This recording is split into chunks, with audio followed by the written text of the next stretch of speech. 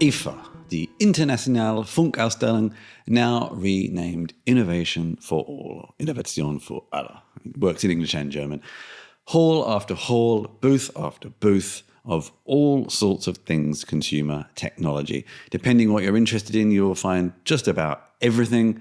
I tend to focus on a couple of things. And in this short video, I will round up what interested me the most. Expect some headphones, some AI, and some things that are good for productivity. Unfortunately, I will not talk about TVs, ovens, toasters, or anything like that. Very sorry. But that aside, let's jump in. These graphical tablet and screen combinations from XP Pen are one of these sorts of things that, based on short trials, seem really cool. You'd have to sort of use them for a longer time to know how useful they are, but they are screens with touch sensitivity, use a Wacom style pen to interact with various applications. They have all sorts of different sizes. They've got a small one here, a larger one here. The resolution and refresh is a little slow, as you could sort of see from the video, and figuring out quite how to get it to interact with different tools is sometimes confusing because, a lot of applications are not really designed to work with it, but you also have this controller on the side that is like a remote control that is something like a Stream Deck almost, that lets you change various settings of the application as well. I'm assuming configurable, much like with a Stream Deck. The prices aren't terrible if you consider it's also a screen. So the smaller one is around $400. The larger one around $500 to $600. So, it's a screen as well, as well as a tablet. And here you can see me trying the interface here. It's a little hard to see, but I am switching tools and opening various screen elements. Now, you notice you cannot use a finger. You have to use the stylus. So it's not a touch screen per se. It's it's comparable to some of the high-end Wacoms, but I think a fair bit cheaper. So if you compare it to a Wacom Cintiq, for example, the smallest is around $700. So yeah. Unsurprisingly, there are a lot of products with AI. And sometimes it felt like there was no need for that AI. I think that was a sentence I asked a lot. Why does it need AI?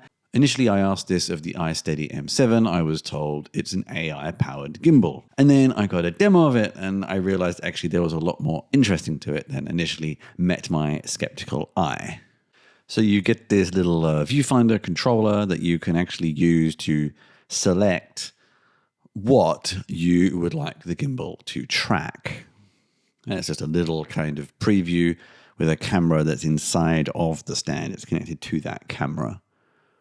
So in this little demo, they are focusing it on themselves, and then it follows them around. And then she says, "Oh, follow me instead." And now, hopefully this comes across in the video, it starts to follow me as I move around. There we go. That's actually kind of cool. I don't know if it only works with people. And then you can make a hand gesture to say, "Stop tracking me." And now when I move, it's not tracking me anymore. I don't know. It's around $300. Whether you think it's worth it for that, I don't know. But it was kind of a cool idea, actually, that worked pretty nicely in a way that had been thought through for when you're trying to track people. This is the now somewhat infamous trawled AI pin, AI card. I don't know, they've got different form factors, but it's one of these tools that you can press a button and let it record your audio, and then you connect it up to an app later. It transcribes, summarizes, does all sorts of things with that audio. It's infamous because its name is a little similar to another AI product, and that possibly has helped its exposure, but it's also just one of a growing range of products doing this.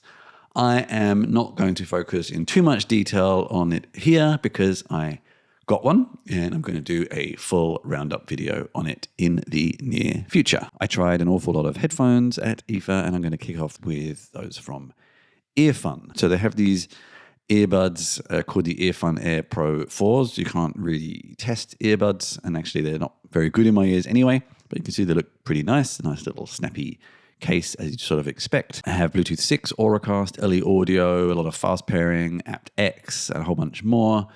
€99 for those, which is not too bad, actually.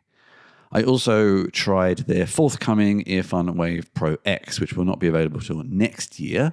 These are also only €99 with most of the same features, but of course also the ability to use cables and things like that.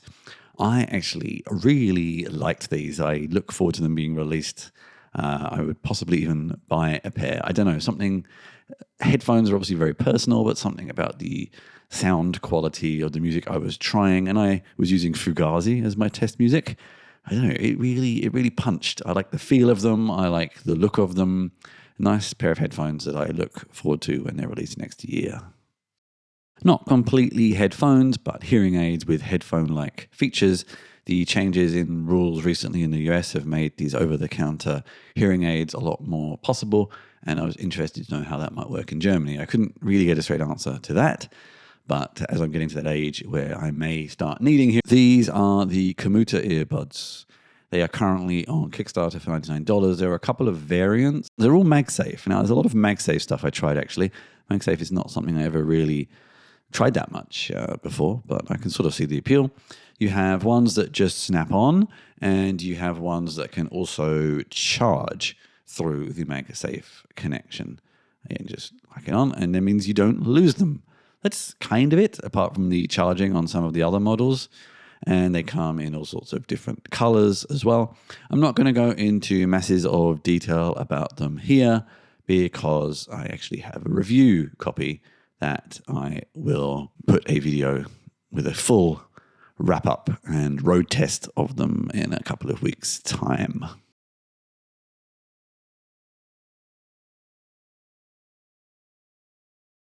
These are headphones from CoStar. I couldn't really get much detail about them, and it took a while for the booth people to actually get them to work.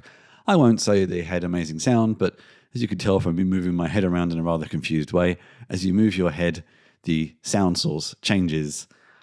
I don't know.